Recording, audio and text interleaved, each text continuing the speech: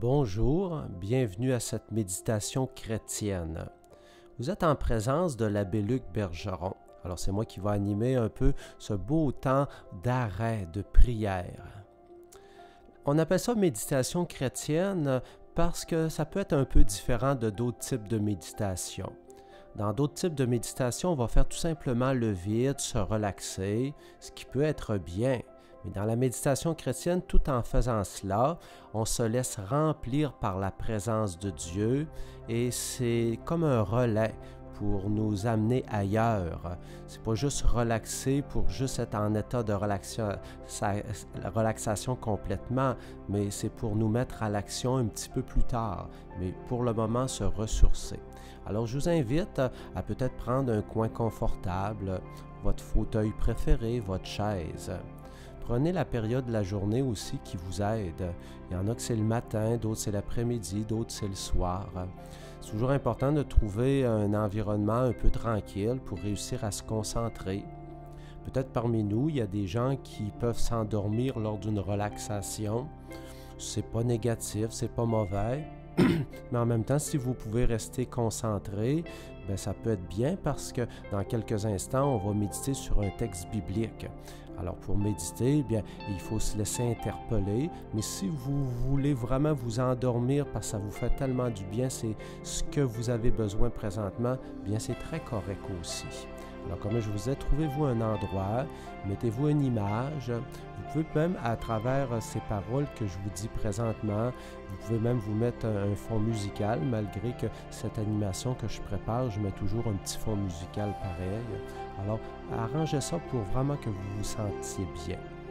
C'est toujours important, au moins une fois par semaine, même tous les jours, si vous êtes capable de le faire, de vous arrêter.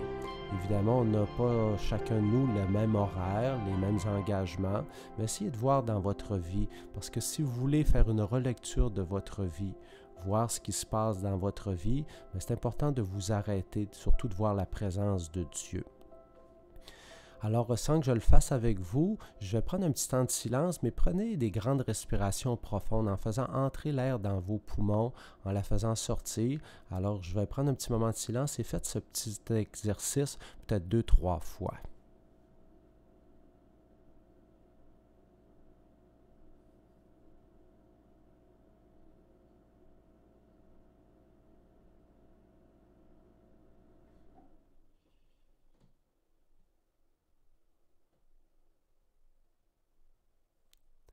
Seigneur, tu es bon, on veut te bénir.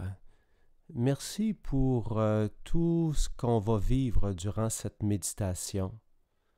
Tu veux faire de belles choses à l'intérieur de nous, on l'accueille. On ne se fait pas d'attente inutile, ça peut être normal qu'on fasse des demandes à Dieu, mais en même temps on accueille la nouveauté de Dieu, une nouveauté qui peut nous dépasser. Merci Seigneur pour ce très beau temps de prière.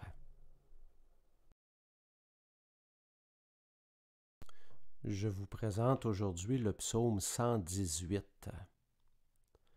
Toi, tu es juste, Seigneur. Tu es droit dans tes décisions.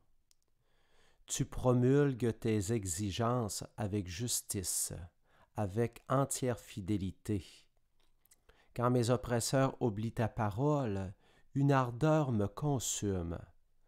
Ta promesse tout entière est pure, elle est aimée de ton serviteur. Moi, le chétif, le méprisé, je n'oublie pas tes préceptes.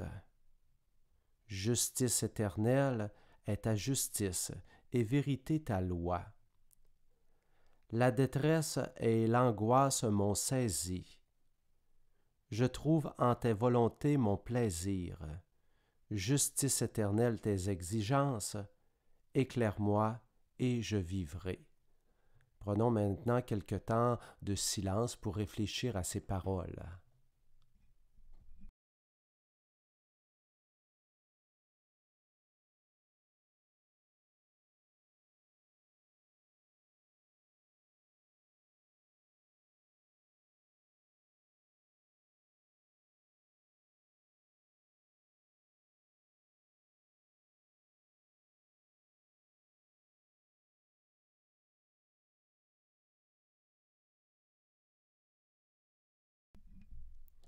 Je reprends maintenant toujours le psaume 118.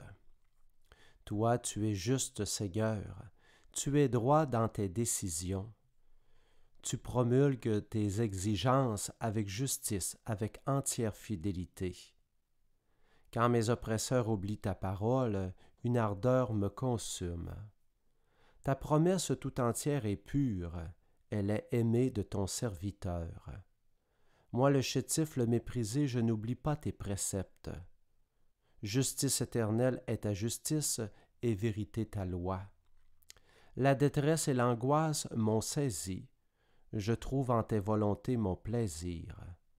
Justice éternelle tes exigences, éclaire-moi et je vivrai. Alors je vais reprendre quelques mots de ce psaume. Toi tu es juste, Seigneur.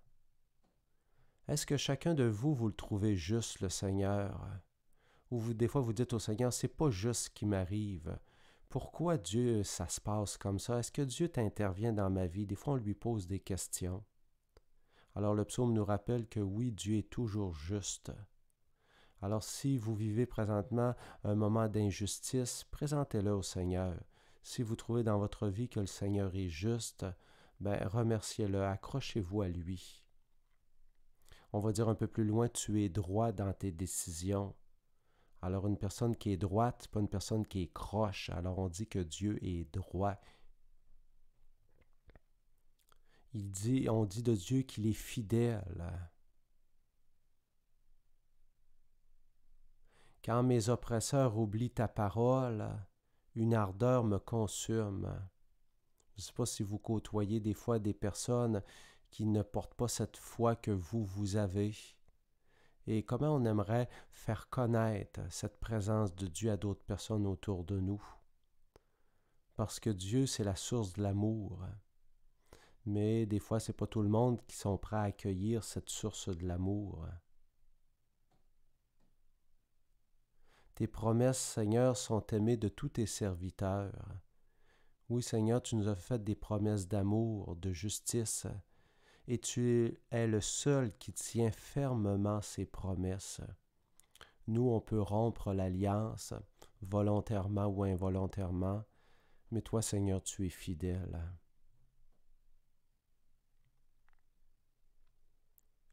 Vérité est ta loi. Des fois, des lois, on peut sentir dans notre vie que ça nous empêche d'exprimer notre liberté. Mais les lois de Dieu, ce sont des lois au contraire pour favoriser la liberté. C'est quand des fois on se pense libre, on se sent libre, que nous sommes esclaves. C'est difficile à démêler tout ça dans notre vie, liberté et esclavage. Seigneur, on te demande de venir nous donner ton esprit de discernement, ton esprit d'authenticité. Viens nous apporter ta lumière, Seigneur.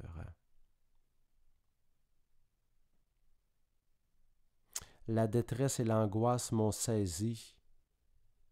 Je trouve en tes volontés mon plaisir. Alors toute seule, sans Dieu, on peut être envahi par l'angoisse. Et Dieu nous apporte une stabilité dans notre vie. C'est pas magique, ça n'arrive pas tout d'un coup comme ça, mais en même temps, Dieu nous apporte cet abandon. Priez Dieu pour faire des abandons dans votre vie par rapport à des relations, par rapport à des souvenirs, par rapport à des biens matériels. Et on termine ce psaume d'aujourd'hui en disant « Éclaire-moi et je vivrai ». Seigneur, ta lumière, elle est là pour me faire vivre. Tu le sais, Seigneur, c'est quoi vraiment la vraie vie, parce que c'est toi la source de la vie. Je te demande aujourd'hui, Seigneur, de nous apporter à chacune de nous cette vie que l'on souhaite tellement. Viens nous apporter ta lumière. Prenons encore une fois quelques instants de silence.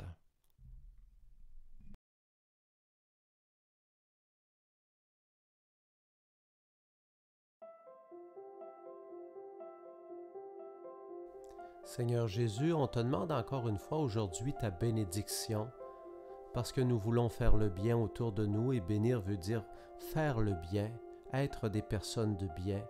Merci Seigneur de faire déposer sur chacun et chacune de nous ta bénédiction, au nom du Père, du Fils et du Saint-Esprit. Amen.